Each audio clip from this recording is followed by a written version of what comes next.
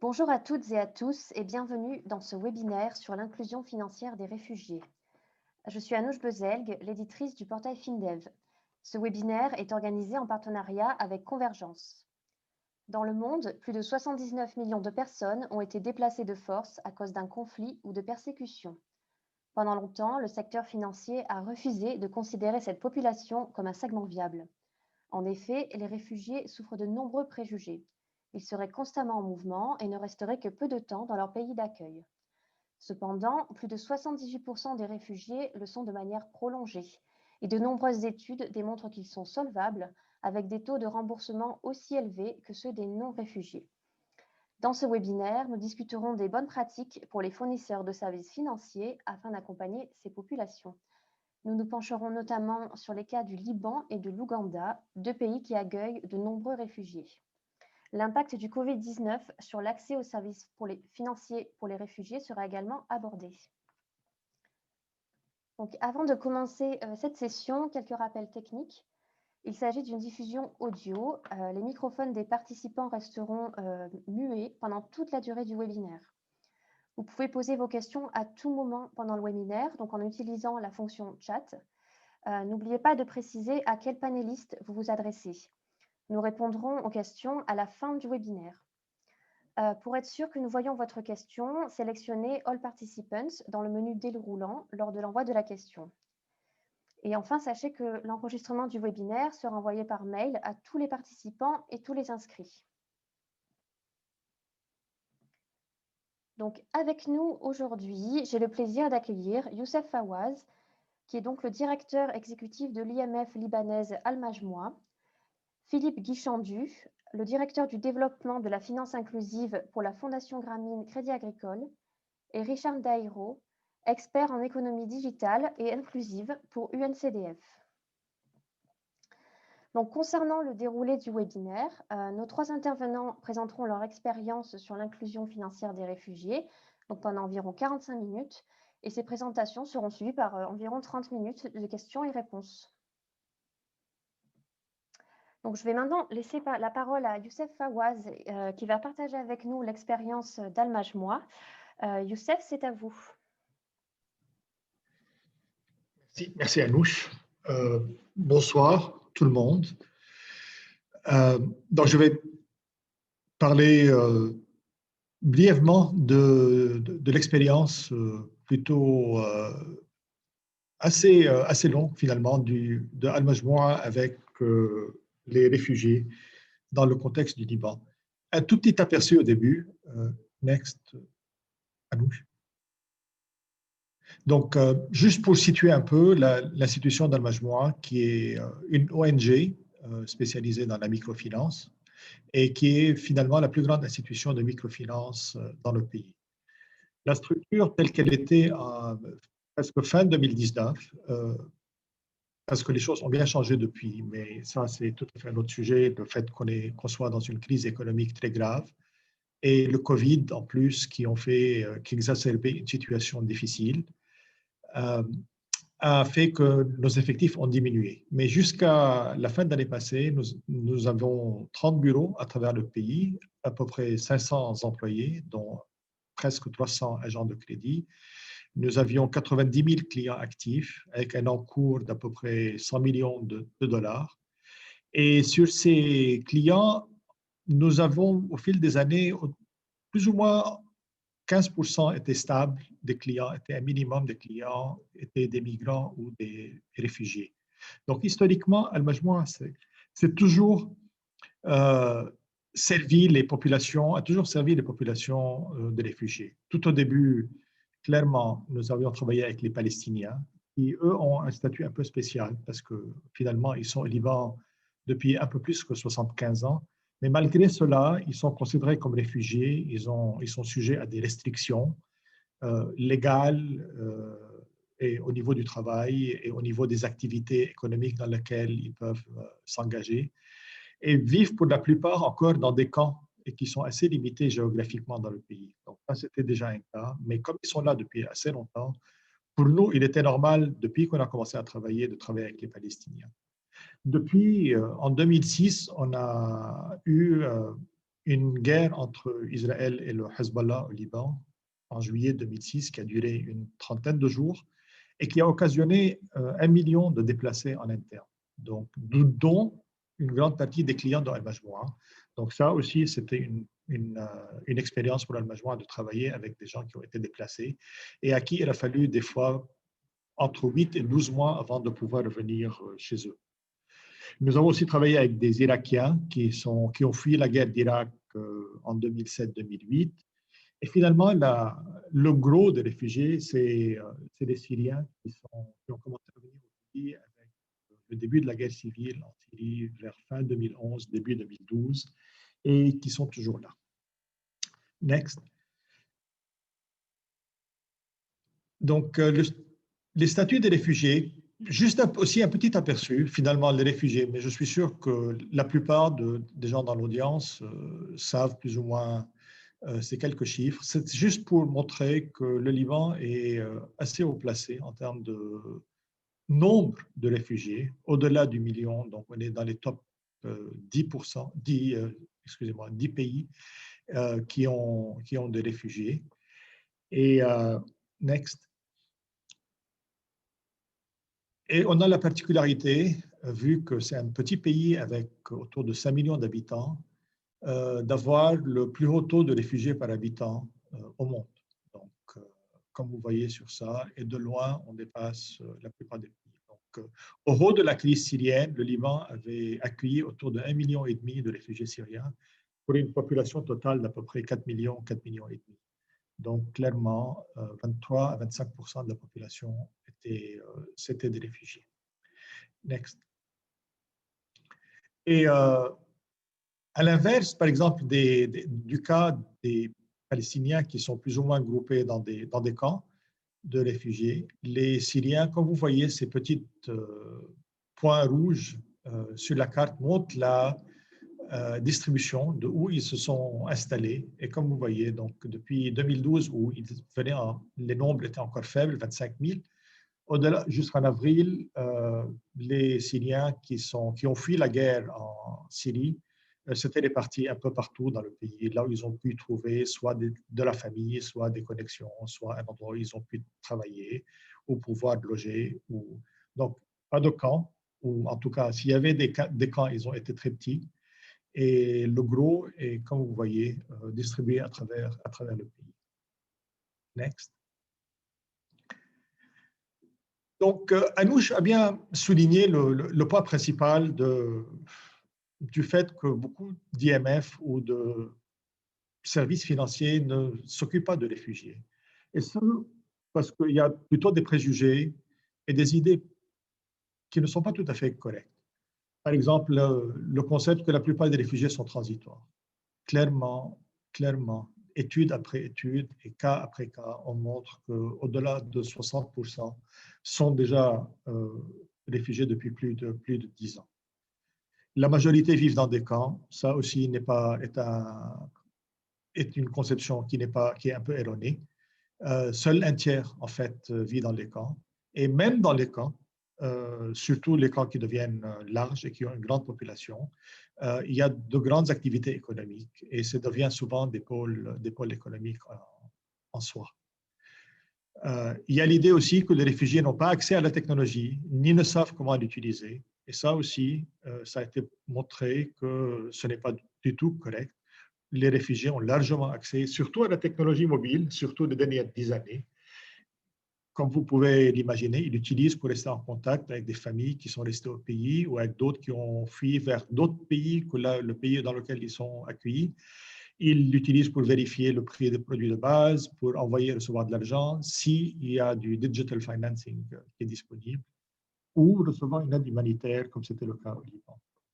Et dernièrement aussi, il y a ce concept que les réfugiés ne sont pas actifs économiquement et qu'ils dépendent surtout d'une aide humanitaire. Et ça aussi n'est pas correct. Les réfugiés consomment, produisent, échangent et emploient, tout comme n'importe quel autre segment de la société. Et ils recherchent, comme d'autres, des moyens d'entrepreneuriat dans les secteurs aussi bien formels qu'informels dans les pays d'accueil. Next.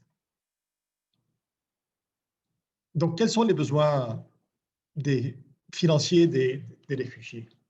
Eh bien, ça dépend. Ça dépend de quelle phase on regarde le segment des réfugiés avec qui on traite. Donc, les opportunités et l'acceptation par les autres et le plan de migration et surtout la phase de déplacement. Donc, si on peut les diviser en 3 ou 4 phases, je dirais au début, tout au début, le premier 3 mois, disons, où les réfugiés arrivent dans un nouvel endroit géographique, il est clair qu'ils se concentrent plutôt sur les besoins immédiats, de s'assurer qu'ils ont un minimum de logement, des services médicaux, une nourriture. Donc, vraiment les services de base initiaux.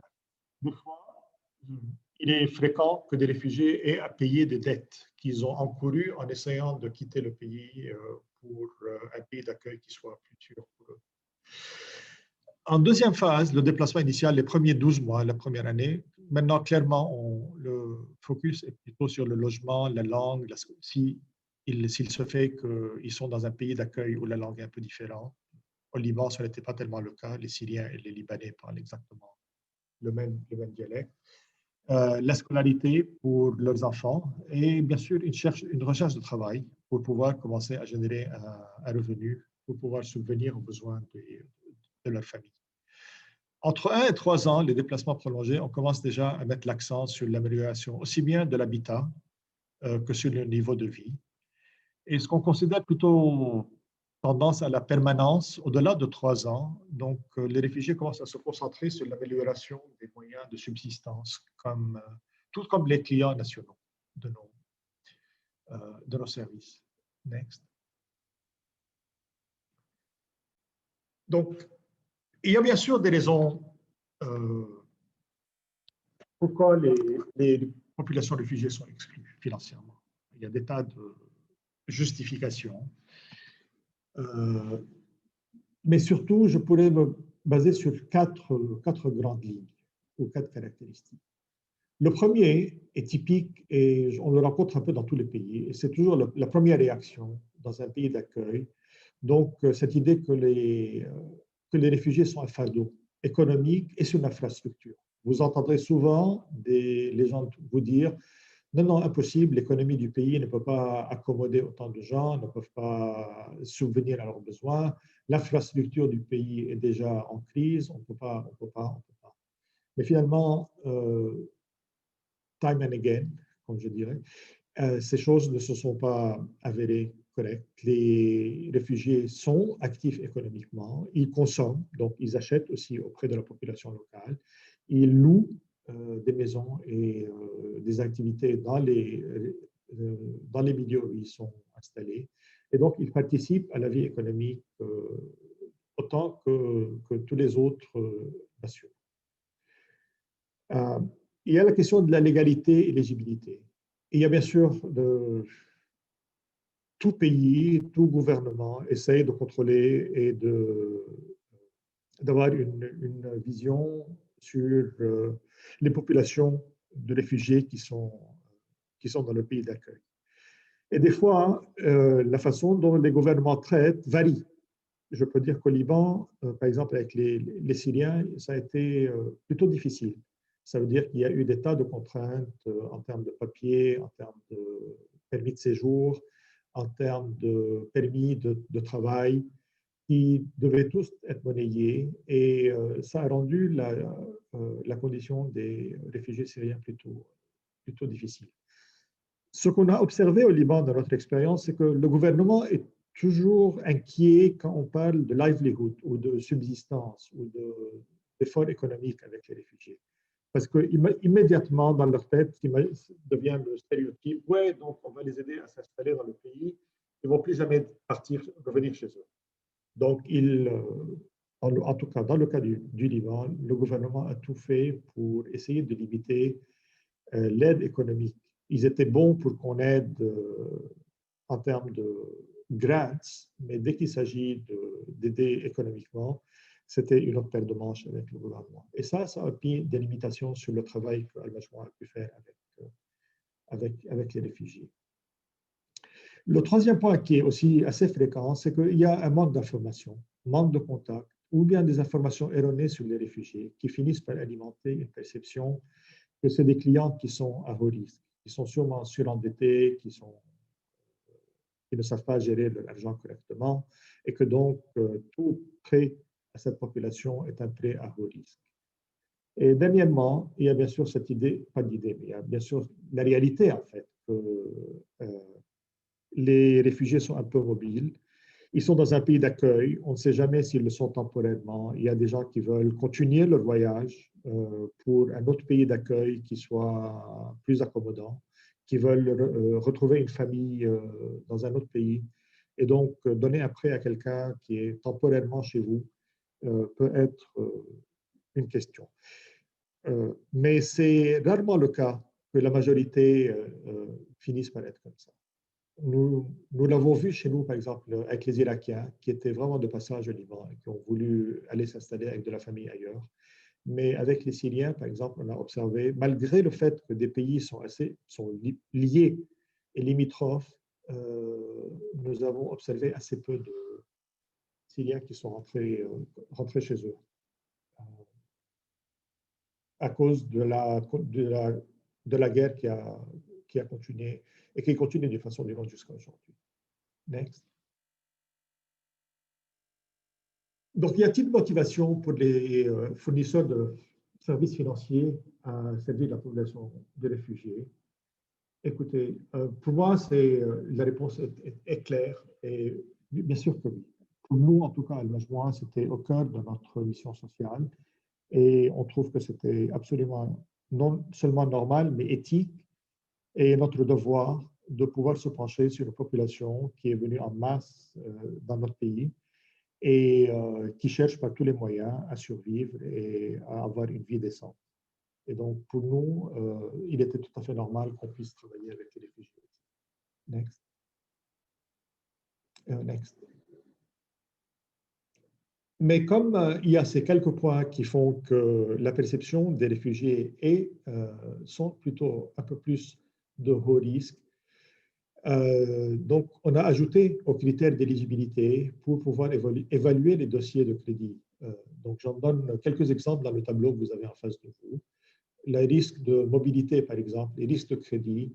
Donc, nous, on demandait, par exemple, s'assurer que les enfants de cette famille sont inscrits dans une école locale. Ça donne une certaine pérennité, c'est-à-dire que cette famille est là.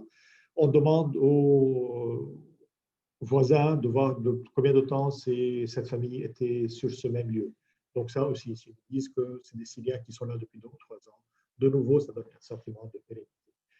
L'égalité, il fallait obtenir un permis de résidence ou au moins, faute de ça, d'avoir un numéro d'enregistrement auprès du UNHCR. Les risques par rapport au gouvernement qui a limité les activités économiques dans lesquelles les Syriens pouvaient travailler. Alors, on a dû se plier à ça. Et le gouvernement libanais permet aux Syriens juste de travailler dans le secteur de la construction, de l'agriculture et ce qu'on appelle l'environnement, qui en fait est un euphémisme pour le ramassage d'ordures. Mais donc nous, parce que c'est la loi du pays, donc on s'est limité à fournir une aide aux Syriens qui sont dans ces 3 secteurs. Et la question que les réfugiés ont un niveau d'endettement qui est très élevé. Le palliatif à ça, c'est juste de s'assurer qu'on a bien analysé les revenus et les dépenses familiales et qu'on a une vision assez claire de la capacité de ces gens à pouvoir gérer un prêt. Next. Donc, je vais aller un peu plus rapidement ici, vu que je touche déjà à la fin de mes 15 minutes. Donc, quand les réfugiés syriens sont arrivés dans le pays et que c'était en grand nombre, donc on s'est posé bien sûr plein de questions que vous voyez devant vous pour comment pouvoir mieux offrir des services financiers qui soient adéquats et qui puissent aider ces populations à mieux survivre aux crises et à leur situation transitoire. Donc, next. L'important pour nous, c'était contesté l'hypothèse selon laquelle une situation de réfugié ne peut être qu'une situation humanitaire. Donc, en faisant des études de marché, en faisant des focus groups, aussi bien avec nos clients qu'avec les Syriens, par exemple, nous avons établi une connaissance assez profonde, aussi bien des profils, des types de réfugiés, des personnes de réfugiés, si je peux utiliser ce terme, et leur capacité à pouvoir prendre après ou pas. Et il est clair donc que les réfugiés ne sont pas du tout un groupe homogène. Vous trouverez dans les réfugiés des tas de gens qui correspondent à différents critères et à différentes personas, et des gens qui sont plus capables à prendre après, et d'autres qui, bien sûr, seront dans une situation où ils sont incapables de prendre après et qui dépendent de subsidies. On n'a pas des... Next. Donc, les étapes d'inclusion financière, en tout cas telles que la Majmoua les a vécues, il était important au début d'avoir un alignement stratégique interne et externe. Parce que les quelques réticences que j'ai mentionnées au début, eh bien, vous les observez aussi au niveau du staff, des employés de Al-Majmoua.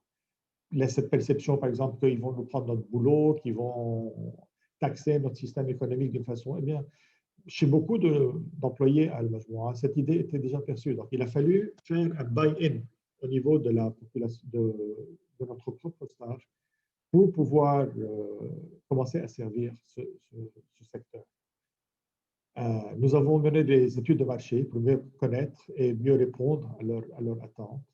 Nous avons essayé de développer les produits adéquats. Nous avons segmenté les clients potentiels entre ceux qui sont capables et ceux qui ne sont incapables de prendre après. Nous avons commencé avec un pilote à toute petite envergure. Nous avons géré la performance par segment. Et après ça, nous avons pu s'étendre à fournir ces services à une population de plus en plus large. Next. Donc, si je peux dire un mot, par exemple, comment on avait commencé par fonctionner, on s'est déjà au début fixé sur les femmes syriennes qui étaient réfugiées. Nous les avions mis dans des cours de formation pour des services non financiers. Et elles étaient mélangées avec des femmes libanaises qui avaient des groupes et des prêts de groupes auprès d'Al-Majmoua. Donc, ceci a permis de créer quelques liens entre ces femmes syriennes et libanaises. Et on a utilisé ça comme conduit pour demander au début aux femmes libanaises si elles acceptaient de prendre une femme syrienne dans leur groupe. On n'avait jamais fait ça dans le temps parce qu'on ne se mêle pas de la formation du groupe. Mais dans ce cas particulier, comme elles étaient devenues, elles se connaissaient bien à travers la formation en service non financier, on avait suggéré si des Libanaises étaient prêtes à prendre une femme, une par groupe. Et c'est un peu comme ça que ça a commencé. Au début, ça a commencé comme ça. Et comme on grandissait en confiance et en connaissance de ce secteur, avec le temps, maintenant, on donne à des groupes de femmes uniquement syriennes. On ne demande plus à ce qu'une Libanaise ou des Libanaises fassent partie d'un groupe mixte. Et la performance, comme vous le voyez, a été tout aussi bonne que le travail qu'on a auprès des Libanais et des Libanaises. Donc, le portefeuille à risque n'est pas beaucoup plus haut et le taux de remboursement reste très élevé. Et nous avons eu très peu de cas de fuite, qui sont des gens qui ont pris l'argent et qui sont repartis. Je dirais juste un mot ici avant de conclure sur ça, qu'avec le Covid, la situation s'est beaucoup détériorée. Nous avons perdu beaucoup de clients et ça a affecté les réfugiés d'une façon encore plus difficile que les nationaux. Et pour ça, pour multiples raisons, ils ont beaucoup moins accès aux services médicaux et leur situation est beaucoup plus précaire. Et donc, leur capacité à repayer s'est nettement dégradée avec le Covid. Mais c'est aussi le cas pour tout le monde. Pour les réfugiés, je dois dire que c'est un tout petit peu plus élevé qu'elle ne l'est pour le reste de la population. Donc, pour l'instant, on est dans une situation où nous aussi, on a diminué l'octroi de crédit en raison, de la crise économique par laquelle le pays passe et qui fait que les situations sont vraiment très difficiles pour la plupart des gens, mais deux aussi parce que le Covid a rendu la situation encore plus dramatique. Next. Next, je voudrais passer à celui-là. Next. Et juste un mot, je termine sur ce slide, je ne passerai pas d'autres, on pourra en parler plus dans des questions, mais juste pour vous dire qu'on a fait une toute petite étude avec des fonds de COPMED et le gouvernement du Grand-Duché du Luxembourg et la Banque européenne d'investissement, la BEI, pour évaluer les résultats du microcrédit sur les réfugiés syriens avec lesquels on a travaillé.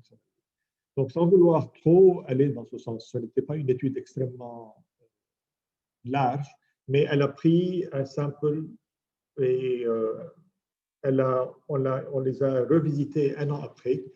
Il est clair qu'on a noté une amélioration des conditions de vie de tous ces gens qui sont réfugiés et qui étaient clients d'Al-Majmoua. Et l'amélioration s'est notée par des réductions de la dette, des remboursements de loyers et une plus grande satisfaction de ces clients, de ces réfugiés au niveau de leur capacité à accéder à la nourriture et au logement. Ils ont aussi noté une amélioration des conditions économiques avec une augmentation du revenu mensuel de la famille, une réduction de l'endettement et une meilleure intégration avec la communauté libanaise locale qui s'est beaucoup améliorée. Et donc, en gros, 96%, ce qui est un chiffre très haut des clients, ont dit un an après avoir pris des prêts et travaillé avec Al-Majmoua, qui se sentaient mieux après avoir utilisé ce crédit. Donc, je vais m'arrêter sur ce plan. J'ai largement dépassé mes 15 minutes. Et je passe la parole à Anouche. Merci beaucoup, Youssef, pour votre présentation. Direction maintenant l'Ouganda en compagnie de Philippe Guichandu, qui va nous en dire plus sur le programme Réfugiés de la Fondation Grameen Crédit Agricole. Philippe, on vous écoute. Oui, bonjour à tous. Merci Anouche pour cette introduction. Donc, je vais rapidement, la prochaine diapositive, à vous présenter, pour ceux qui ne connaissent pas, la Fondation Grameen Crédit Agricole, qui, comme vous le voyez, est présente dans 40 pays aujourd'hui, essentiellement en Afrique. C'est là où on a nos plus forts investissements. On est une fondation qui existe depuis aujourd'hui 2008, qui a été créée par le groupe Crédit Agricole, qui est une des plus grandes banques en Europe et une des plus anciennes aussi, et la Grameen Trust, que je pense que je n'ai pas présenté, du Bangladesh, avec le professeur Mohamed Younous, qui est membre de notre conseil d'administration. Et en fait, nous investissons dans des institutions de microfinance ou des entreprises sociales à travers de la dette ou de la prise de participation au capital. Nous gérons aujourd'hui un fonds d'à peu près 100 millions d'euros et nous touchons essentiellement, nous essayons à travers nos partenaires, 75 partenaires en microfinance, de toucher des femmes dans le monde rural. C'est les deux cultures à la fois de nos fondateurs qui sont donc la Grameen Trust, très axée sur les femmes et le microcrédit, et le groupe Crédit Agricole, très axé sur le monde rural et le financement de l'agriculture. Et donc, on s'est assez vite intéressé à la question on a une approche qui se veut très sociale, comme le disait Youssef. On pense que servir et travailler auprès des populations réfugiées est vraiment dans notre mandat au sein de la Fondation. Et prochaine diapositive, Anouche, s'il vous plaît. Et en fait, on a été sélectionné par l'agence de coopération suédoise, le SIDA, et le Haut Commissariat aux réfugiés, l'UNHCR, pour mener un programme pilote d'accompagnement, d'inclusion financière des populations réfugiées. Alors, à l'origine, on souhaitait travailler sur deux pays, l'Ouganda et la Jordanie. On a donc demandé à Microfinanza, un cabinet, de faire une étude sur les besoins et les attentes des populations réfugiées en termes d'inclusion financière. Et comme le montre la prochaine diapositive, on voit que, et donc ces études, elles sont disponibles sur le site de la Fondation. On voit que effectivement, et je rejoins tout à fait ce qui a été présenté par Youssef, et que on sent d'abord un très fort désir d'entreprendre auprès de ces populations, qui se matérialisent par des engagements très personnels, etc. Et on se rend compte aussi qu'il y a qu'il n'est pas nécessaire, en tout cas, de développer des services particuliers, spécifiques pour les populations réfugiées, mais qu'il suffit simplement d'adapter et d'aller là où ils se trouvent, hein. Et là encore, et je vois qu'il y avait des questions sur les enjeux de quel type d'accompagnement, l'éducation financière ou pas. Et effectivement, on pense que c'est très important de lier ces programmes-là, à la fois donc dans l'accompagnement de services non financiers, hein, et aussi à travers tout un travail qui doit être fait de fournir des services purement financiers. Et ça doit passer par le développement des partenariats entre les différents acteurs qui interviennent sur le terrain. On a finalement démarré notre programme plutôt en Ouganda, parce que sur la Jordanie, le partenaire avec lequel on voulait travailler finalement n'a pas été disponible dans les temps. Donc on a aujourd'hui démarré un programme, prochaine diapositive, Anouch, s'il vous plaît, effectivement avec 3 partenaires en Ouganda qui sont Vision Fund International, BRAC, et Ugafod, Ugafod étant une institution de microfinance locale, BRAC étant lié au réseau BRAC du Bangladesh, et Vision Fund du réseau Vision Fund. Et l'objectif, hein, c'est vraiment de fournir des services financiers et non financiers à ces populations-là, et surtout de prouver, hein, et Youssef le dit, hein, qu'ils peuvent être servis comme toute personne, hein, dans l'économie, on va dire l'économie plutôt classique.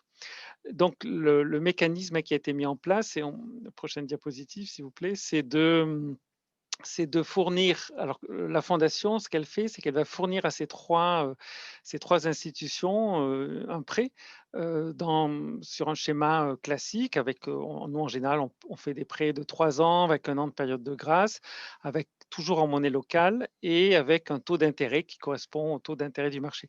L'idée ici, hein, c'est vraiment de dire que voilà, on peut servir les réfugiés comme on va nous servir. On appuie d'autres institutions de microfinance à travers le monde de la même manière.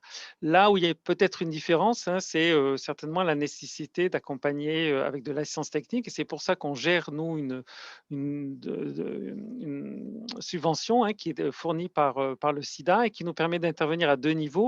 Un, au niveau des institutions de microfinance pour lesquelles on va les aider par exemple, ouvrir une agence dans les camps de réfugiés, former leur personnel, fournir des services de marketing, formation, etc. Et puis, un travail qui va être fait en général avec des ONG locales qui sont sur place, sur tout ce qui est services non financiers. Et ça correspond essentiellement à des activités de formation aux affaires, d'éducation financière.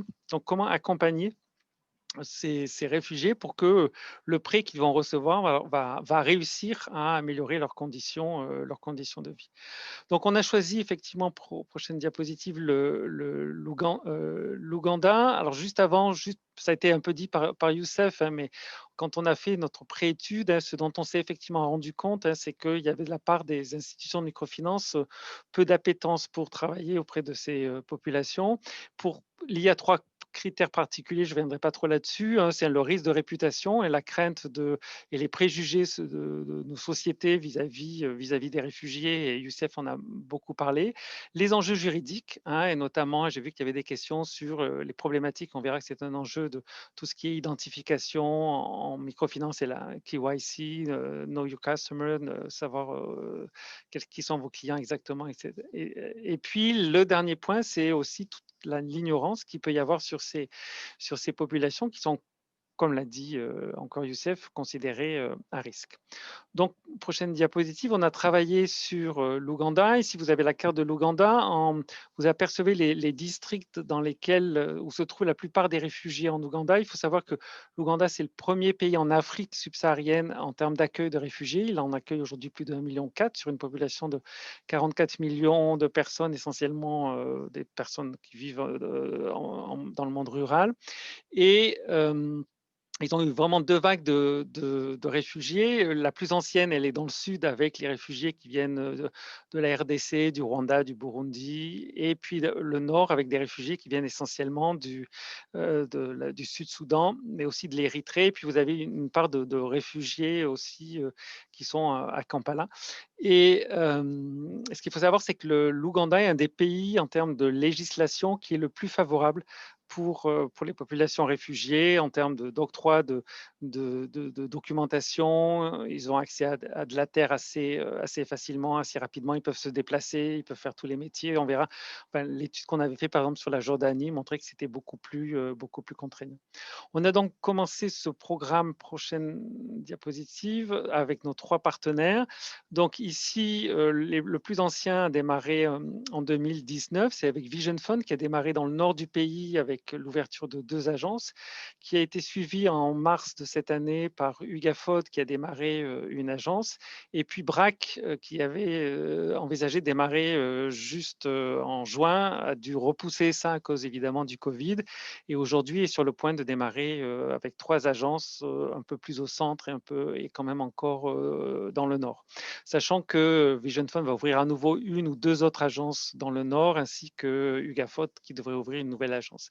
Les produits qui sont proposés sont des produits de prêt soit individuels, soit de groupe, ou l'approche des VSLA, c'est le principe où vous regroupez une trentaine de personnes et à qui vont gérer d'abord leur propre fonds, hein, leur propre épargne, et puis ensuite vous faites un prêt au groupe, et c'est le groupe qui va décider sur la manière dont qui va être utilisé, le prêt, et de laquelle manière. Et puis on me parlait aussi un peu de tout ce qui est l'utilisation du mobile banking, hein. Il faut savoir que par exemple Vision Fund au nord international a toutes ces opérations qui se font effectivement à travers le mobile banking. Alors les résultats, prochaine diapositive, sont très, très encourageants, hein.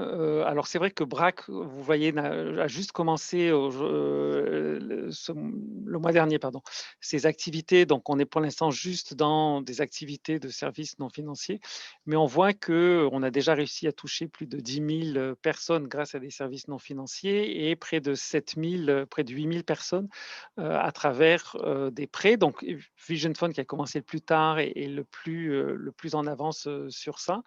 On a donc réussi pour l'instant à octroyer près de 528 000 euros de fonds à ces populations, hein. Et ce que je n'ai pas souligné peut-être, c'est que l'approche se veut pas liée qu'aux réfugiés, hein, mais aussi aux communautés d'accueil, puisque l'enjeu, c'est pas d'avoir des produits qui sont que pour les réfugiés, mais qu'effectivement l'ensemble des populations qui sont concernées géographiquement puissent avoir accès à ces services-là. Ugafod, ce qui n'est pas le cas de Vision Fund, peut collecter l'épargne. Vision Fund n'a pas l'autorisation légale pour le faire, ce qui est le cas d'Ugafod et ce qui sera aussi le cas de BRAC. Et on voit qu'ils ont déjà réussi en quelques mois à ouvrir des comptes d'épargne à près de 2400 réfugiés. On voit aussi que, j'en reparlerai après, que les taux de remboursement sont excellents, hein, puisque Ugafod a ce qu'on appelle un par 30, c'est le portefeuille à risque de 0%, hein, alors que Vision Fund est resté très très longtemps à 0%, et l'impact du Covid a fait qu'on a un taux qui a légèrement augmenté puisqu'il est de 3%. Prochaine étape. Prochaine diapo, pardon. Donc ici, vous avez je vais vous présenter 2 diapositives rapidement qui ont été présentées lors d'un atelier à la conférence sur la microfinance au Luxembourg il y a 10 jours, où on voit comment la perception du risque a évolué entre les 2 institutions, hein, avant et après.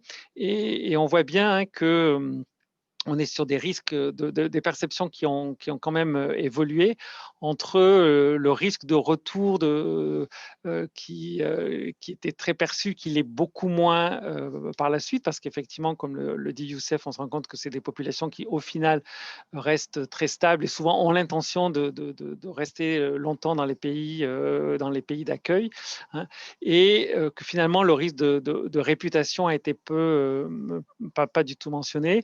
Ce qu'on voit par exemple, par contre, c'est qu'on a des risques liés aux diversités culturelles, par exemple, identifiées chez Ugafod, et qui travaille avec une population qui va être plutôt francophone, puisqu'ils travaillent dans le sud, donc ils sont plutôt avec des populations qui viennent de la RDC ou du Rwanda, et qui peuvent poser donc des problèmes. Donc l'autre diapositive vous montre quelles ont été finalement les surprises de ces acteurs. Ils n'ont pas tout l'historique, hein, qu'à Almage moins, hein. En fait, la surprise qui n'en est pas vraiment une, hein, c'est que finalement le portefeuille, la capacité de remboursement est excellente.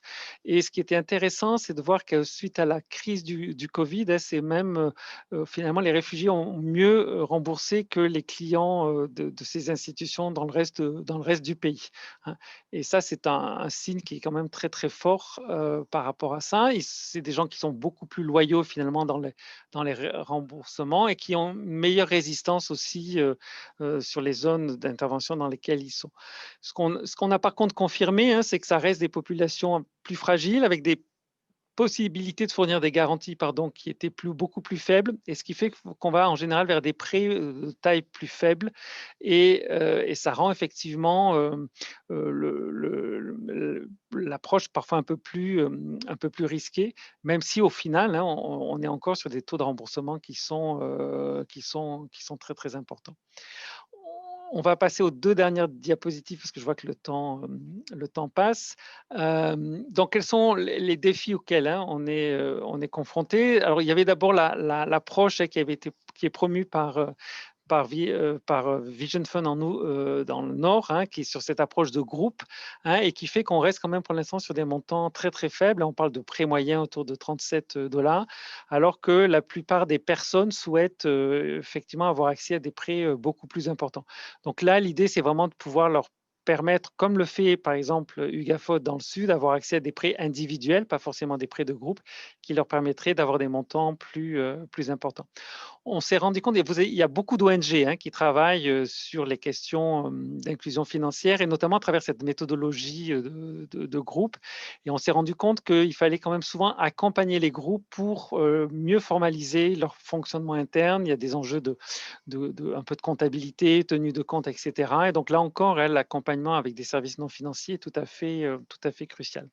Le problème des pièces d'identité reste parfois un enjeu. Dans le sud, par exemple, du Kanaki Valley, il y a à peu près 60% des clients potentiels qui n'ont toujours pas les bons documents, hein, et à qui il faut s'assurer. Là, la relation que l'on peut avoir avec le HCR est très importante pour permettre l'accès à ces personnes-là d'avoir les bons éléments, les bons documents pour le faire.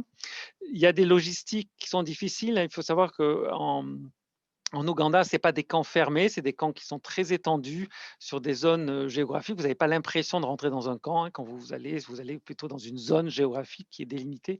Et donc, il y a de gros enjeux aussi de déplacement. Et puis, c'est vrai que l'impact aujourd'hui du Covid est pas négligeable, notamment parce qu'il y a eu des rationnements sur la distribution de la nourriture du PAM, sachant qu'elle servait aussi parfois de monnaie d'échange dans le business des activités. Donc, ça a pas mal ralenti. Les marchés ont eu du mal à redémarrer. L'Ouganda a eu un confinement relativement strict, hein, et qui a beaucoup impacté les activités de manière générale économique des personnes.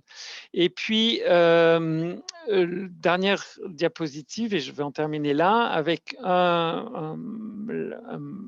une vraie leçon. En tout cas, on est convaincu, on l'était avant, mais on l'est encore plus aujourd'hui, hein, que l'inclusion financière des réfugiés n'est pas risquée, hein. Il faut effectivement être en capacité de l'accompagner. Les réfugiés ont de vraies idées d'entreprise, parfois même de très très belles entreprises potentiellement, hein. Et donc, il est très important d'être là, d'avoir une méthodologie qui soit appropriée, et d'accompagner quand même ces programmes-là avec de la formation, des services non financiers, tout en développant beaucoup les partenariats aussi, hein. Dans les camps de réfugiés, vous avez beaucoup de structures qui interviennent, donc c'est important d'être en lien. Nous, on insiste beaucoup, on travaille avec ces 3 partenaires, mais eux-mêmes travaillent avec plusieurs ONG pour accompagner le développement de ces programmes-là, sachant que les nouvelles technologies sont effectivement des outils importants qui vont permettre de toucher plus rapidement et de manière plus facile ces populations. Et c'est évident que lors de la crise du Covid, hein, on a bien vu que l'utilisation du digital était importante. Et puis, Je terminerai ça parce que c'est vraiment quelque chose qui m'a toujours frappé quand j'étais sur le terrain, hein. Tous les 2 programmes ont vraiment embauché des réfugiés, hein, qu'ils ont embauchés, qu'ils ont traités comme leur personnel, qu'ils traitent comme leur personnel classique. Et c'est une vraie valeur ajoutée, hein, dans non seulement la compréhension de la relation qu'on peut avoir avec les populations réfugiées, mais aussi le fait qu'ils vivent dans les camps, qu'ils connaissent parfaitement les populations, et ça permet effectivement d'être très inclusif dans la manière et l'approche que l'on a de travailler. Voilà, je vous remercie de votre attention et je suis évidemment tout à fait prêt à répondre à vos questions. Merci. Merci beaucoup Philippe Guichandu. Donc, si vous avez des questions, vous pouvez les poser dans le chat en précisant bien à quel panéliste vous vous adressez. Nous allons maintenant discuter des nouvelles solutions numériques pour l'inclusion financière des réfugiés. Richard Dairo, c'est à vous.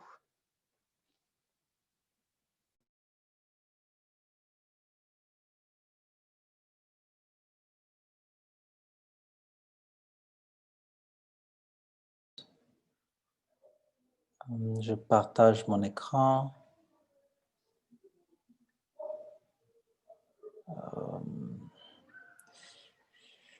Voilà, merci beaucoup et je suis très content de pouvoir partager avec vous l'expérience de l'UNCDF par rapport aux nouveaux services financiers, mais beaucoup plus du rôle des solutions numériques dans l'avancement de l'inclusion financière des réfugiés. Et là, je parle de nos expériences non seulement en Ouganda, mais aussi dans d'autres pays limitrophes comme au Rwanda et en Tanzanie. Et dans tous ces pays-là, on est très actif dans l'inclusion financière des réfugiés. Un peu sur l'UNCDF, c'est une agence des Nations Unies qui facilite l'accès aux capitaux publics et privés. On est dans les pays les moins avancés, 47 pays les moins avancés au monde. Et on facilite l'accès aux capitaux à travers 3 axes. Il y a les économies numériques inclusives, le financement du développement local et le financement des investissements. C'est cela un peu de mots sur l'UNCDF. Et quand on parle de services financiers pour les réfugiés, je les découpe dans ces aspects. Il y a les aspects ouverture de compte, il y a aspect paiement, il y a aspect transfert d'argent, épargne et crédit, il y a assurance aussi, mais je ne vais pas en parler parce qu'on n'a pas assez d'exemples dans la région sur les assurances pour les réfugiés. Mais à la base de tout ça, il y a l'accompagnement dont mes collègues ont parlé, l'éducation financière, mais le fait d'avoir accès à ces services, le fait que les fournisseurs de services financiers puissent donner accès à proximité des services financiers aux réfugiés. Alors, je vais essayer de parler un peu sur ces différents aspects pendant les quelques minutes qui nous restent. Je commence par l'éducation financière qui est à la base de tout ce qui est demande de services financiers par les réfugiés. Et ce qu'on voit aujourd'hui, c'est que l'éducation financière, elle passe de formation face à face où vous avez un formateur devant vous vers des solutions de nouvelles solutions qui sont beaucoup plus numériques. Et on a pas mal de solutions sur cet axe-là. Quand on quitte les formations face à face, il y a des solutions aujourd'hui qu'on voit, par exemple, un haut-parleur qui a une carte mémoire et qui est mis devant une groupe de réfugiés et qui passe un certain message. C'est un peu, c'est vraiment très basique en termes d'utilisation de technologie, mais quand même, il y a un aspect de technologie. On voit aussi d'autres services qui sont beaucoup plus numériques, qui se basent sur, par exemple, le SMS ou bien ce qu'on appelle le IVR. Tous ces services-là se regroupent dans ce qu'on peut appeler la messagerie interactive, où le réfugié fait une action sur son téléphone ou bien sur son mobile ou bien sur téléphone fixe et il reçoit une réponse en retour. Beaucoup plus numérique aussi, il y a des applications aujourd'hui qui sont basées un peu sur soit Facebook Messenger ou WhatsApp. C'est aussi des applications interactives Et je signale un peu quelques compagnies ou entreprises qui donnent ces solutions numériques. Il y a Arifu, vous pouvez aller chercher sur Google, et Viamo, qui sont des fournisseurs de solutions numériques d'éducation financière. Ce que je peux signaler aussi ici, c'est que avec la situation Covid, on a vu même ces formations qui étaient basées sur des groupements face à face, maintenant se fier beaucoup plus en plus sur des solutions numériques, sauf qu'il y a pas mal de besoins là pour que tout le monde puisse bénéficier de ce genre de solutions numériques. En termes de proximité ou d'accessibilité aux services financiers, on voit une tendance beaucoup plus vers les solutions numériques ou bien les canaux de distribution numérique, l'agence bancaire, le mobile money. Mais tout cela est lié à une vague qui est une vague on passe de l'aide alimentaire vers le cash, mais aussi la plupart des bailleurs de fonds exigent que les organisations humanitaires comme le PAM et l'OHCR puissent quitter le cash vers des solutions qui font la promotion de l'inclusion financière. Un exemple en Ouganda, c'est que je vous montre une photo ici où vous voyez des gens alignés qui attendent de prendre leur cash. Cette solution-là, bien que c'est une solution qui est offerte par une banque, mais ce n'est pas une solution qui promeut l'inclusion financière elle-même. Parce que le client n'a pas un compte enseignant, le client ne peut pas accéder à son argent en dehors du camp de réfugiés, alors que les solutions qu'on voit aujourd'hui, c'est que à la base de l'agence bancaire ou bien d'un compte mobile money, le compte est entièrement dans le nom du réfugié. Le réfugié peut accéder à son argent n'importe où dans le pays. Et cela l'amène à la gestion proprement dite de son compte et de ses fonds. C'est cette vague-là qu'on voit aujourd'hui dans la fourniture de l'aide aux réfugiés. Et cette fourniture de l'aide aujourd'hui, elle est beaucoup plus axée sur l'inclusion financière, et c'est grâce au canal de distribution numérique ou digitale.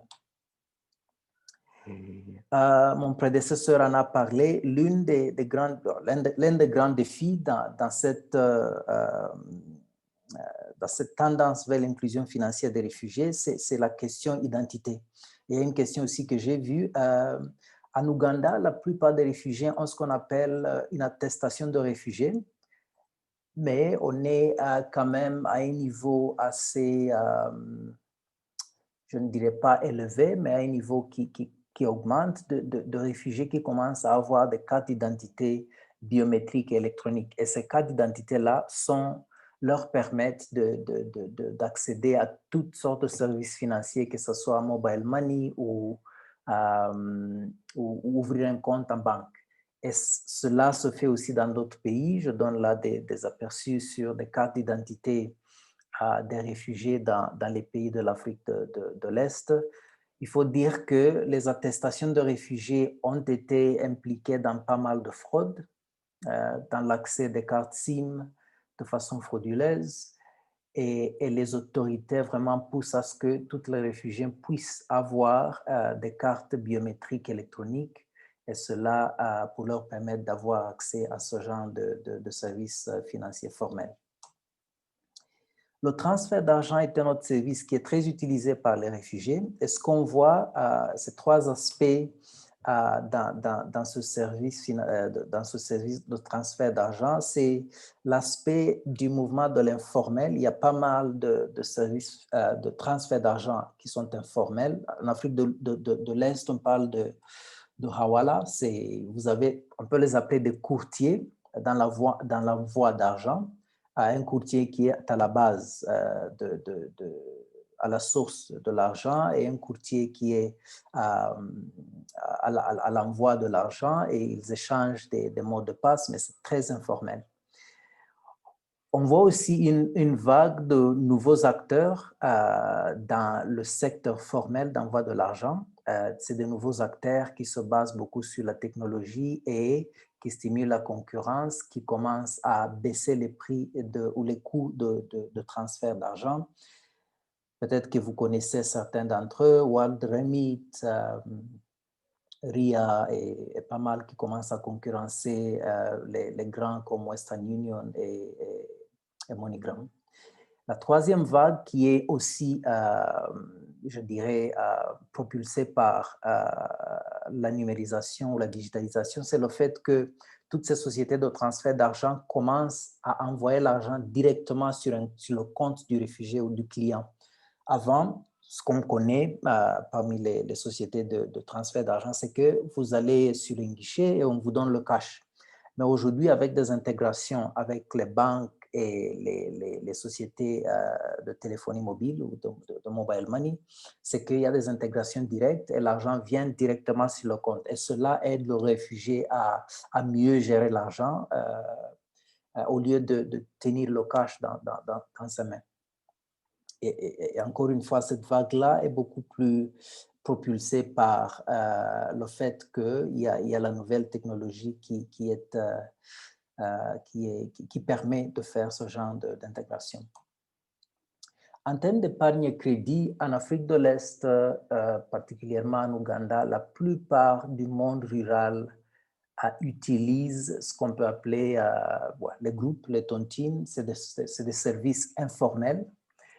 Et cela est de même pour les réfugiés. Aujourd'hui, dans la région de l'Afrique, de l'Ouganda, du nord-est en Ouganda, on compte au moins 9000 groupes dans la région qui accueillent les réfugiés. Ce qu'on voit aujourd'hui, c'est qu'au lieu de pousser ces clients ou ces réfugiés à aller vers les services formels, c'est beaucoup plus aider ces groupes-là à un peu améliorer leur service vis-à-vis aux clients. Et cela passe par la sécurisation de leurs dépôts par la digitalisation. Ça veut dire qu'au lieu de tenir leur monnaie dans des box, comme on dit en anglais, cet argent-là est envoyé sur un compte en banque. Et ce que cela fait, c'est qu'avec la digitalisation, on a assez d'informations sur l'épargne des membres de ce groupe. Et le fait que les groupes n'ont pas assez d'argent pour prêter à leurs membres, alors la liaison avec une institution financière formelle permet à ce qu'une banque peut prêter au groupe pour un peu pousser le montant de crédit que les membres peuvent accéder. C'est une vague-là, c'est la digitalisation des groupes d'épargne et la liaison des groupes d'épargne qui sont informels aux fournisseurs de services financiers formels. Et cela leur permet de sécuriser leurs dépôts, mais aussi d'accéder à de plus grands montants de crédit. Autre chose, c'est bien sûr tout ce qui est services financiers numériques, l'utilisation du mobile money, les agents bancaires, les cartes monétiques. C'est des aspects qui sont aujourd'hui qui commencent à être assez développés dans la région des réfugiés. Il faut dire que cette vague-là de services financiers numériques aujourd'hui permet aux banques et aux autres services financiers formels de pouvoir accéder à ces régions géographiques assez reculées où se trouvent les réfugiés, chose qui n'était pas possible s'il fallait y mettre des branches proprement dites. Voilà, c'est tout ce que j'ai à partager aujourd'hui sur comment la numérisation aide ou bien pousse le phénomène d'inclusion financière pour les réfugiés. Merci beaucoup. Merci beaucoup, Richard Ndairo, pour cette présentation. Nous allons maintenant passer à la session de questions-réponses. Si vous avez des questions pour Richard, vous pouvez les poser dans le chat. Donc, il y a eu beaucoup de questions. Merci pour votre participation active. Alors, je vais commencer par une question pour Youssef, donc de l'IMF Al Majmoua. On sait que l'asymétrie des informations est l'une des principales causes de non-remboursement de microcrédits pour les IMF. Or, généralement, les réfugiés sont plus discrets et réservés en termes de partage de données. Comment parvenir à établir cette confiance avec eux pour qu'ils soient plus rassurés et ouverts à fournir les informations pertinentes lors de l'évaluation de leur demande d'emprunt?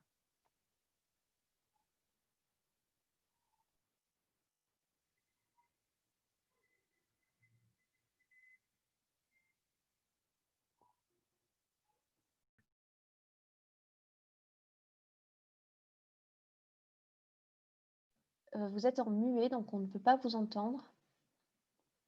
Je ne sais pas si vous avez entendu ma question. Oui, excusez-moi. Pardon, voilà, c'est bon. Je viens de réaliser que j'étais encore en mute, mais j'ai entendu votre question. Parfait. Et donc, je disais que pour l'approche est un peu ce que j'ai décrit pour augmenter la confiance entre les deux populations. Donc, on avait commencé par des services non financiers et dans ces groupes dans lesquels les Syriennes et les Libanaises suivaient des cours, ça permettait à la population syrienne de se sentir plus à l'aise avec Al-Majmoua aussi. Donc, ça marchait de deux côtés, parce que nous aussi, nos agents de crédit, qui commençaient à être plus proches de ces communautés, parce que ça, c'était aussi une des hésitations au début, parce que nos agents de crédit connaissent bien, par exemple, les Libanais, les villages et les coutumes, et savent très bien à qui suivre et à qui poser des questions. Quand il s'agit de réfugiés, c'est tout un nouveau monde qui s'ouvre. Et donc, il a fallu du temps pour bâtir la relation avec ces communautés. Mais avec le temps, ils sont là maintenant depuis 7-8 ans, donc on connaît tout aussi bien ces communautés qu'on connaît les communautés libanaises. Donc, la confiance en termes de pouvoir faire confiance aux chiffres qu'ils nous donnent ou bien aux données économiques et financières qu'ils ont, pour nous, est aussi satisfaisant que de donner un délai. Merci beaucoup. J'ai une question maintenant pour Philippe Guichandu. Philippe, dans quel secteur d'activité les prêts étaient investis en Ouganda? Oui, alors pour l'instant, hein, on a donc deux acteurs qui interviennent sur le sujet. Alors pour Vision Fund Uganda, c'est 50% dans l'agriculture, 30% dans tout ce qui est le petit business de retail, donc petit business, et 20% dans le business, mais plutôt de services, tout ce qui est commerce, etc.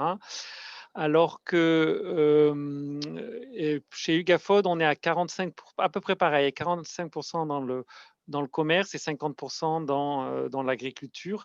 Et c'est vrai que c'est un axe fort, hein, du programme. Et il faut savoir que, comme je vous l'expliquais, les camps de réfugiés, ce qu'on appelle plutôt des settlements, sont vraiment en milieu rural.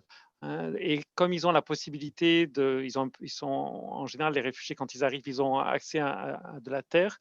Hein, beaucoup se sont tournés vers l'agriculture pour améliorer leurs conditions de vie. Merci Philippe. J'ai une question maintenant pour Richard. Dans un pays comme la RDC, où il n'y a pas de carte d'identité, comment gérer les réfugiés?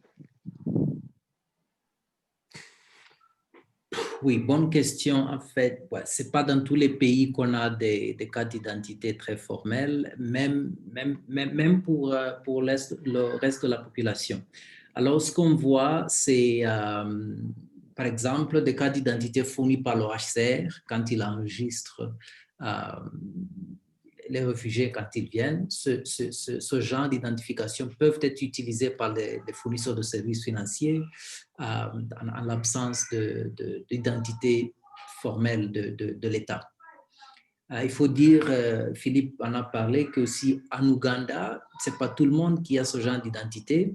Et jusque-là, on se fiait aux attestations fournies par le HCR jusqu'à ce qu'il y ait eu des cas de fraude parce que les papiers étaient facilement photocopiables ou scannables, quoi. Et on a commencé à limiter l'accès aux services formels comme les services financiers. Et cela a poussé vraiment tout le monde à penser à comment accéder à l'identité électronique et biométrique. Merci. Merci beaucoup. J'ai maintenant une question pour Youssef. Pour répondre aux besoins financiers de cette population de réfugiés, il serait primordial de s'intéresser non uniquement aux contraintes sociales et économiques auxquelles elle est confrontée, mais aussi de se pencher sur les comportements psychologiques et éducationnels. Que pensez-vous des programmes d'éducation financière de cette population? Y a-t-il une action concrète en la matière?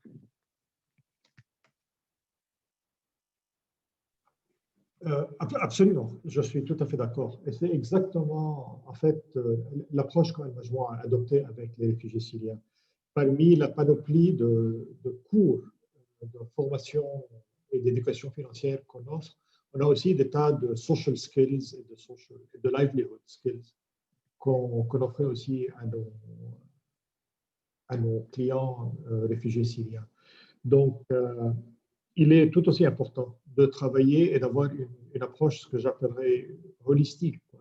De ne pas juste se fixer sur les questions financières et le prêt lui-même, mais il y a tout un cadre d'accompagnement qui est absolument essentiel pour pouvoir établir de bonnes relations qui peuvent être à long terme avec les populations réfugiées.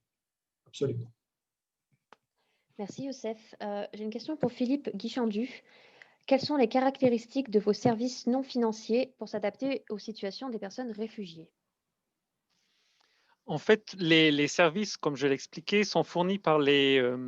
alors, pas directement, enfin ça dépend, mais pas forcément directement par les institutions de microfinance elles-mêmes, mais plutôt par les ONG qui travaillent sur ces questions-là dans les endroits où les institutions de microfinance interviennent. Et on est sur on est sur des modules qui sont assez classiques, hein, de l'éducation financière en général sur voilà, comment est-ce qu'on gère un budget, qu'est-ce que c'est qu'un chiffre d'affaires, qu'est-ce que c'est qu'un résultat net. Enfin, c'est vraiment des questions qui sont assez classiques. L'adaptation, elle est plutôt liée à la langue, parce qu'on va s'adresser parfois à des populations qui ne parlent pas la langue, qui parlent une langue différente. Je pense notamment dans le sud, hein, où on a plutôt des francophones. Mais voilà, on est sur des populations. Enfin, je pense que surtout, il faut jamais oublier que c'est des populations qui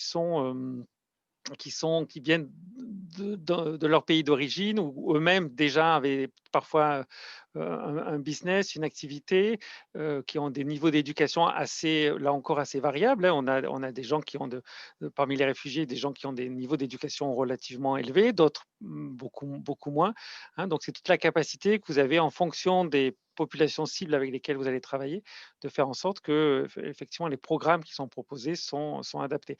Mais c'est pas, et là encore, j'insiste, hein, sur le fait, par exemple, que les programmes qui sont fournis en Ouganda par nos partenaires s'adressent aussi bien à des réfugiés qu'aux populations d'accueil, hein, avec les mêmes enjeux à ce niveau-là. Merci Philippe. Une question pour Richard. Avez-vous mis en place des mécanismes pour atténuer les risques d'abus de pouvoir liés à l'accès aux services financiers numériques dans le contexte d'analphabétisation particulièrement des réfugiés en Afrique? Oui, bonne question. Oui, la réponse, c'est oui. Et c'est pour cela que j'ai vraiment souligné le fait que l'éducation financière est très fondationnelle et très importante. Par exemple, avec le PAM qui aujourd'hui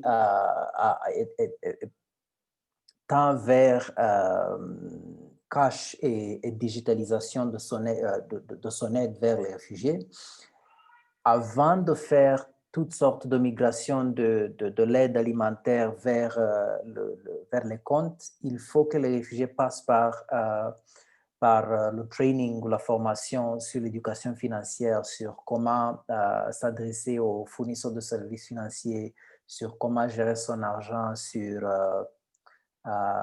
tout ce qui peut être une source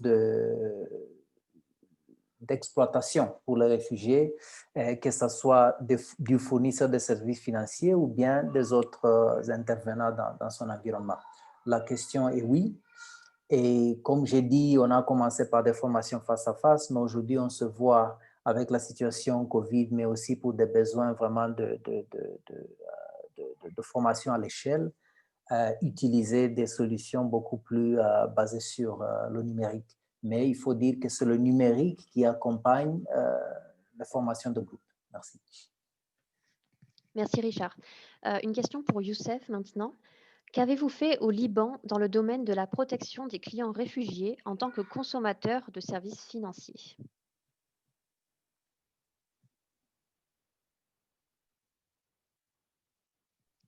On a utilisé en fait les mêmes références qu'on utilise avec les clients libanais. Donc déjà, Al-Majmoua est Smart Certified. Donc, on suit à la lettre tous les principes de protection des clients, Customer Protection. Et donc, les mêmes normes et les mêmes actions qu'on déploie avec la clientèle libanaise ont été utilisées avec les clients syriens. Donc, surtout les questions d'éviter le surendettement et d'éviter de les pousser dans des situations dramatiques financièrement. Merci. J'ai maintenant une question pour Philippe. Je voudrais savoir de manière pratique comment le financement des réfugiés se fait. Quelles sont les conditions à remplir pour y accéder? Après combien d'années ou de mois de séjour un réfugié peut être financé? Ont-ils des activités génératrices de revenus? Sinon, comment les financiers analysent la capacité de remboursement des clients pour déboucher sur leur financement? Bon, c'est beaucoup de questions. Je répondrai en partie. Alors, je pense que Youssef a bien présenté hein, qu'effectivement, en fonction de l'arrivée des réfugiés dans les pays, les besoins vont évoluer. Hein. Donc, là encore, il n'y a pas de règles. Hein. Ça va dépendre de leur propre historique, comment ils s'installent, comment est-ce qu'ils se perçoivent dans les camps dans lesquels ils arrivent. Ce qu'on voit, c'est qu'en fait, il y a beaucoup de gens qui démarrent leur propre activité avec les moyens de bord, hein, avec le peu d'argent qu'ils peuvent avoir, avec l'aide parfois un peu de la famille, parfois avec des fonds qui viennent un peu de l'étranger. Donc là encore, l'analyse qui est faite des business, comme vient de le dire à l'instant Youssef, hein, elle est la même que ce qu'on va faire par rapport à des clients, des nationaux. Alors, on a peut-être l'enjeu de la carte d'identité, on va avoir peut-être l'enjeu des garanties. Hein. Ils ont effectivement souvent peut-être beaucoup moins de garanties. C'est là où, si vous voulez, tout ce qui est l'approche qui est promue par Vision Fund Uganda dans le nord, de cette approche de groupe des VSLA, elle fait que les garanties, la garantie, elle se fait au sein du groupe, hein, puisqu'en fait, on va prêter non pas de manière individuelle, hein, mais on va prêter au groupe et c'est le groupe qui va répartir et qui va s'assurer que la personne qui reçoit le prêt a la capacité de le rembourser. Et comme je l'expliquais, hein, les idées souvent ne manquent pas. Hors contexte Covid, les taux de remboursement sont très bons, donc il n'y a pas spécialement plus de risques que appuyer certains autres clients, on va dire, nationaux plus classiques. Hein.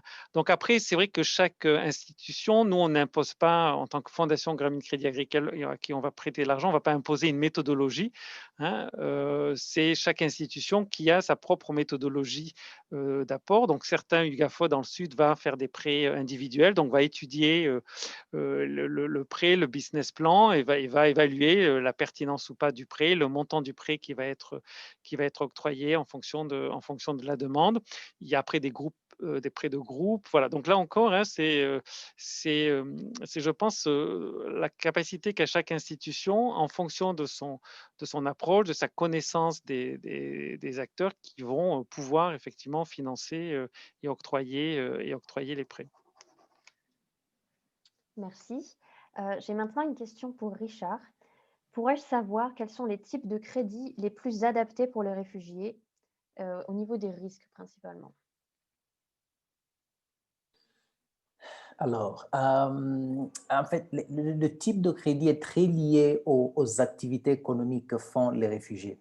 Et comme l'a dit Philippe, ça commence par l'agriculture, mais beaucoup plus le petit, comment on appelle, le petit commerce, la vente de marchandises ici et là. Et ce qu'on voit, c'est qu'ils commencent à avoir des prêts, soit pour les intrants agricoles ou des prêts pour louer des champs, plus grands champs pour pouvoir faire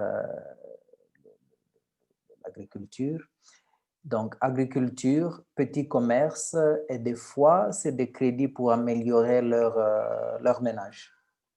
Mais tout cela est basé sur l'activité économique qui est la plupart des fois agriculture et petit commerce. Merci Richard. Donc on va faire un dernier round de questions si vous le voulez bien, puisqu'on a atteint la fin de notre webinaire. Donc Youssef, j'aurais une dernière question pour vous. Dans le contexte du Liban, les réfugiés ont-ils une carte de séjour ou une carte d'identité pour qu'ils puissent bénéficier non seulement des services essentiels comme l'emploi, la santé et l'éducation, mais aussi des services financiers de base? Non, en fait. Un des grands problèmes qu'ils ont ici, c'est des questions de papier d'identité et de capacité à avoir une identité unique pour leur permettre d'avoir accès à des tas de services. Mais ce qui est plus important en réponse à cette question, c'est qu'ils sont complètement marginalisés par le système financier libanais. Ça veut dire que les banques libanaises n'ouvrent pas de compte à des citoyens syriens. Donc, ça les met complètement à côté du système financier entier. Et c'est pour ça l'importance des institutions de microfinance qui puissent fournir des services financiers à des réfugiés a été, je crois, d'une importance assez grande dans ce contexte. Merci Youssef. J'ai une dernière question pour Philippe. Est-ce que le HCR et le PAM ont été impliqués dans cette initiative de la Fondation Grameen Crédit Agricole en Ouganda? Et si de Oui, quelle alors manière? Oui, alors le HCR a été très impliqué, hein, puisque c'est avec eux qu'on a monté le programme et avec l'appui du SIDA. On est en relation directe avec eux sur le terrain, hein. Ils ont facilité l'introduction et les autorisations nécessaires pour travailler dans les camps de réfugiés en Ouganda. Ils nous avaient facilité aussi en Jordanie, parce qu'en plus en Jordanie, pour faire l'étude, par exemple, les restrictions étaient encore plus importantes. L'Ouganda, comme je vous l'ai expliqué, est un pays beaucoup plus ouvert. Et ils servent vraiment de lien, hein, sur place avec les différents acteurs, puisqu'ils interviennent dans d'autres champs, hein, évidemment auprès de ces populations-là. Et personnellement, quand j'ai eu l'occasion de faire déjà 2 missions sur le terrain, ils sont avec nous et on discute des opportunités, des enjeux qu'il y a. Le PAM, à l'inverse, n'est pas impliqué, on va dire, directement dans le projet.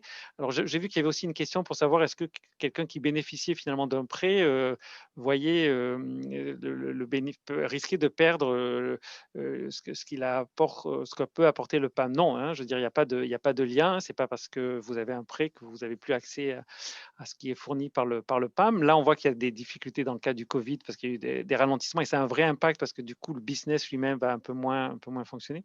Mais le PAM n'a pas été. Alors, indirectement, il y a des contacts sur le terrain, mais je dirais structurellement dans la conception, la mise en place du projet, notre interlocuteur est vraiment le HCR. Qui Merci Philippe. développe, juste pour terminer, qui est vraiment en train de regarder cette question de l'inclusion financière comme un axe fort de leur développement, parce que justement, ils veulent réfléchir sur une autre manière d'accompagner et d'aider les populations réfugiées et pour faire en sorte aussi que tout ce qui était l'apport en forme de subventions, etc., puisse être finalement transité, hein, vers une économie plus classique. Merci Philippe. On va terminer avec une question pour Richard. Et je pense que c'est une question qui s'adresse à tous les panélistes. Donc, si vous voulez ajouter un mot, Youssef et Philippe, vous êtes bienvenus. Donc, Richard, je voudrais savoir si vos réponses aux besoins financiers prennent en compte les jeunes. Est-il prévu des produits innovants adaptés à cette catégorie de cibles qui représente une proportion importante des réfugiés? Alors, bonne question. Il faut dire que ouais, la plupart, les jeunes font une bonne partie de la population des réfugiés. Et ce qu'on voit, c'est que aussi la plupart des jeunes sont beaucoup plus actifs ou bien deviennent actifs assez plus vite que le reste de la population des réfugiés. Quand ils viennent dans le pays, les jeunes sont plus actifs à chercher des solutions ou des options de travail ou de business pour pouvoir être économiquement actifs. Alors oui, la plupart des solutions financières s'appliquent aux jeunes, mais il faut dire que, je crois, Youssef l'a dit, il ne s'agit pas de produits spécifiques pour les réfugiés, il s'agit plutôt de comment rendre les réfugiés éligibles aux produits qui existent, avec des petits, bien sûr, adaptations pour les réfugiés, mais le grand problème, c'est beaucoup plus l'identité, l'acceptabilité pour que les réfugiés soient acceptés par les fournisseurs de services financiers et aussi l'accessibilité parce que, par exemple, en Ouganda, la plupart des réfugiés vivent dans des endroits assez reculés qui n'ont pas accès à ce genre de services. Et c'est de là que je dis que même si on voit des produits adaptés, il y a des institutions financières qui commencent à adapter leurs produits aux jeunes, aux réfugiés. Mais le grand problème, c'est beaucoup plus le problème d'inclusion, d'être éligible à ces services-là. Merci. Merci Richard. Youssef, Philippe, avez-vous un mot à ajouter sur les perspectives d'Al-Majmoua et de la Fondation GCA sur les jeunes? Non, juste un mot, dire que finalement, après toutes ces années de travail avec des réfugiés syriens, finalement, on traite de façon assez similaire que les nationaux. Et donc, nos programmes qui s'offrent aux jeunes libanais s'offrent aussi aux jeunes syriens. On ne fait plus de discrimination dans ce cas. Merci Youssef. Sur nos programmes, on n'a pas de données. Je vous ai communiqué par exemple le pourcentage de femmes et des partenaires parce que ça c'est un axe fort au niveau de la fondation. C'est vrai que on n'a pas, on peut avoir les données, hein, je les ai pas, donc je vais pas vous communiquer de pourcentage. Mais en tout cas, ce qui est sûr, c'est que les jeunes ne sont pas spécialement exclus. Hein, s'ils ont une idée, s'il y a un business qui mérite d'être financé, il le sera. Hein. Mais c'est vrai que on n'a pas pour l'instant ces données-là de manière plus précise. Merci beaucoup. Mais c'est un Philippe. point que je garderai pour un prochain webinaire sur le sujet. Merci à nos 3 intervenants pour cet échange très intéressant et merci aux participants pour avoir posé énormément de questions. Notre webinaire est maintenant terminé. Donc, vous recevrez un email avec la vidéo et la présentation PDF de ce webinaire d'ici 48 heures. Je vous invite également à lire le baromètre des solutions durables de Convergence, donc la toute dernière publication de Convergence. Et si vous vous intéressez à l'inclusion financière des réfugiés, nous avons un espace thématique dédié sur Portail FinDev avec des ressources sur ce sujet précis. Donc, merci de nous avoir suivis au cours de ce webinaire et à très bientôt pour un autre webinaire. Merci. Merci. Merci. Merci Anouche, merci Philippe. Merci Richard, Philippe. Merci à tous. À bientôt. À très bientôt.